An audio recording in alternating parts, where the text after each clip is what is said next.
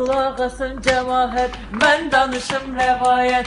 Bu məhəbbət alemi çok sına vermiş gemi. Ben de əzab çekmişem, çok istirab çekmişem. Kim gelibdi hoşuma, ne iş gelip başıma. Kaç dola dola gözler. Tanışmışam sizlere. O vefasızdan sonra düşmemek için tora. Sevmeyeceğim söyledim. Tenha ömür eyledim. Kusura bakma.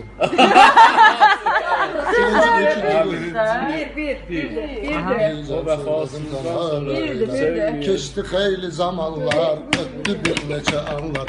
Bir kız gördü gözlerim, kaptan çıktı sözlerim. Yemek koyan gibi sen kendinde. Hadi diyor ayaktan kalıp da bu. Diyor ayaktan kalıp yemek. Koyma hayal. Evet eve pazar geldi.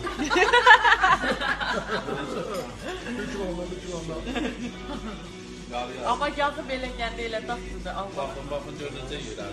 Bax belə, burada bura. O tarafı çekleri olan cüzdanı diyor. Ne yiyor? Boşkablarım bomboş. İkinci post gəlir. Pambıqlı yumurta arasında ikinci post gəlir. Könülün səsi çıxmır. Böyle yiyip ayakta yığıp biraz daha. Körlü çaştırma hazmediyor. Boğazında kalan hazmediyor. Yerbüz məlum, yerbüz məlum. Yerimiz məlum. Bu vaxtlar yemək olar. Sağ tərəfimizdə da bizim odada. Sima necəsən?